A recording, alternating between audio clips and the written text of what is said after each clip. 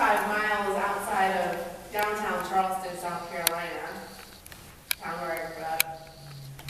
It used to only be accessible by boat or driving a long way around the tidal rivers and salt marshes that surround it, peppered by the site of former plantations. And these historic black communities are populated by freed slaves who borrowed, saved, and pooled their money to buy land after the Civil War. And there's also a small grouping of descendants of French Huguenots who similarly sought freedom and autonomy. The land was relatively undesirable, what with the heat and the humidity and mosquitoes. And the residents were largely left to themselves even after the advent of air conditioning. So much so that resources and services were scarce to be found. And after Hurricane Hugo, residents went 2 to 3 months without electricity. And the 526 freeway was built, and their community was much more accessible, and yet still they were an afterthought. Amoco and BP built manufacturing plants nearby with no thought for the health of the residents. They were a pass-through for freight trucks making their way from the plants to the nearby ports. The residents complained about the danger of the trucks to their neighborhoods and children to no avail. The largest former plantation plot was then sold to developers for high-end planned communities, Daniel Island. All of a sudden, long-awaited amenities, grocery stores, playgrounds, pools were available, but not to them. They were gated communities. And their homes were considered a blight to the facades of these new developments, despite being one of the most historic and founding black landscapes in the country. They went to council meetings and asked about what was going to happen to them because of the rising property taxes and the disrespect of the developers' trucks to their yards. Little meaningful response resulted. These communities of Wando and Hugie were where I did my research for my master's thesis in the summer of 2004. One woman I'll call Victoria told me, you know, there's no respect, none at all. Just because, and you know, they accommodating the subdivision right behind me. That's what accommodation is. Look, they plant trees, and that's another thing. I have to call too. I can't even see to get out of my own driveway. They plant the trees are so high, so to kind of block my house. They paint the fence the color I paint my house. I meant to paint my house orange and polka dot to see if they were going to change their fence. I was going to do it. I thought about it, but I said no. At first it made me mad, and I was going to do that. I was going to paint it bright gold orange, something off the wall. What do we have to do to get noticed? She was asking, and in a way that allows one to be a valued part of the community and not othered. Wando, Hugie, Canehoy, these residents often said that they used to call their community one that must be behind God's back because they were so often ignored and seemingly afflicted and forgotten by God. Years later, I was working with a small nonprofit in the rural community of Waimanalo on the island of Oahu to help them procure a community development grant. The executive director, to my surprise, told me that they thought of themselves as a community behind God's back, separated by 4,750 miles, I measured. These two communities shared this similar experience of feeling not only ignored by the towns around them, but by God Himself. And who knows this feeling better than Job, whose story of utter devotion to God and God taking everything away is infamous. He says, "Today also my complaint is bitter. God's hand is heavy despite my groaning. Oh, that I knew where I might find God, that I might come even to God's dwelling. I would lay my case before God and fill my mouth with arguments." Now there is a fascinating interpretation of the book of Job that understands the entire book to be a case being argued in the court of the gods. But we will leave that for another time. Just notice here that Job believes that if he could plead his case to God, all would be restored to him. But God is nowhere to be found. In fact, the last part of our reading, Job takes the imagery from Psalm 139. This is the psalm known as the inescapable God. You know this one. Where can I go from your spirit? Or where can I flee from your presence? If I ascend to heaven, you are there. If I make my bed in hell, you are there. If I take the wings of the morning and settle at the farthest limits of the sea, even there your hand shall lead me, and your right hand shall hold me fast. If I say, surely the darkness shall cover me, and the light around me become night, even the darkness is not dark to you. The night is as bright as the day, for darkness is as light to you. That's the one. That's Psalm 139.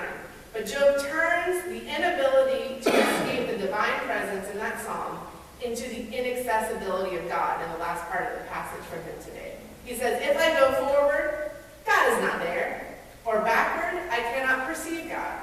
On the left, God hides, and I cannot behold God. I turn to the right, and I cannot see God.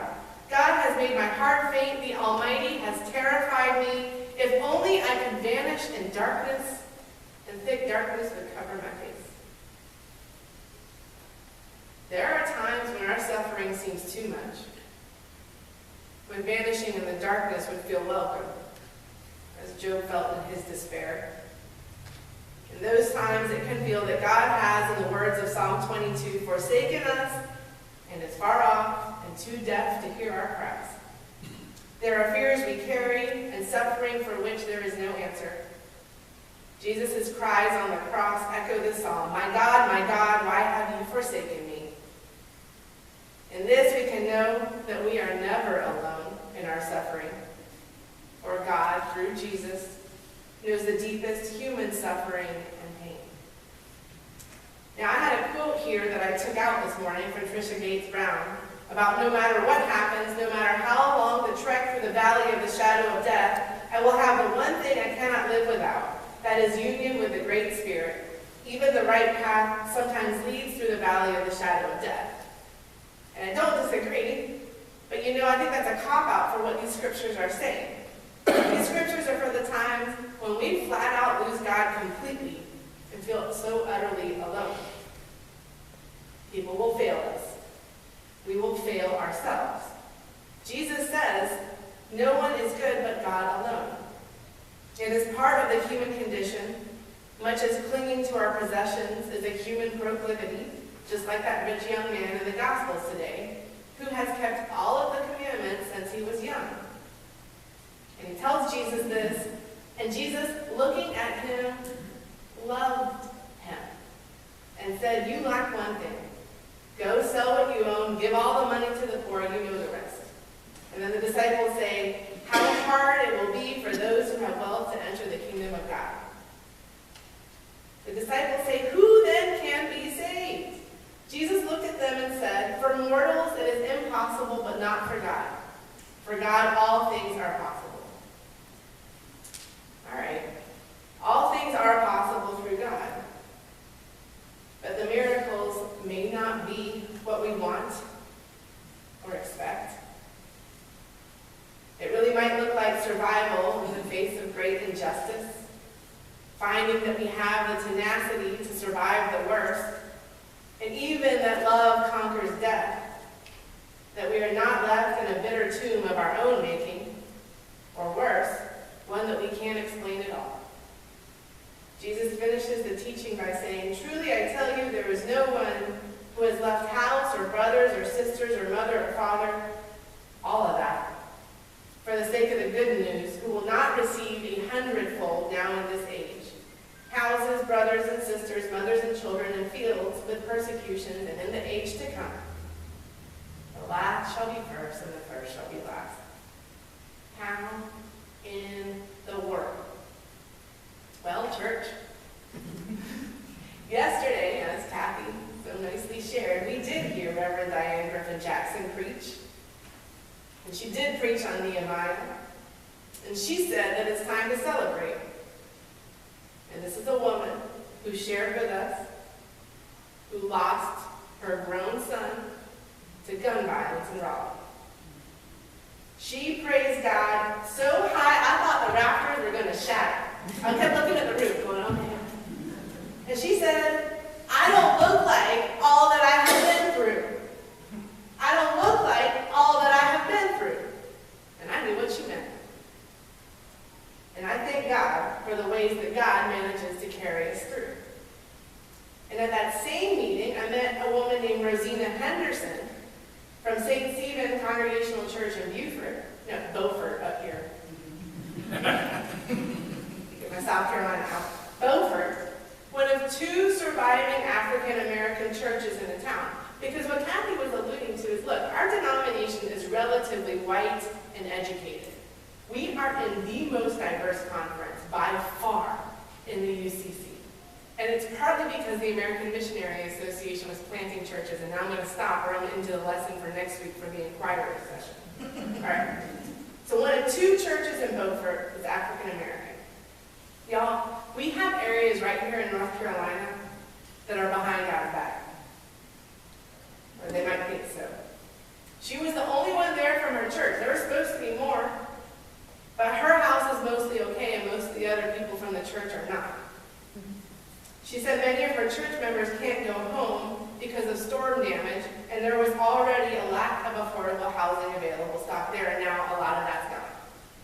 As of October 3rd, 600 people were still living in storm shelters throughout the southeastern part of the state, and that was before Tropical Storm Michael. Now, the newspaper listed some ways to help, including hoping folks with vacation properties will consider a 6-month rental to storm-affected communities, or ways to help with repairs. But see, I got to talking with Reverend Irvin Milton and Ms. Rosina, and later Conference Minister Dr. Davis, about what it would look like for churches across the conference to adopt families from these churches for Christmas. What would it look like, church, to help our brothers and sisters in Christ and be about the business of God's work, restoring hope to the afflicted, so when like a tower falls down, we can help rebuild it?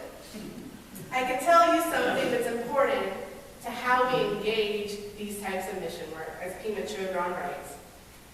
Compassion is not a relationship between the healer and the wounded.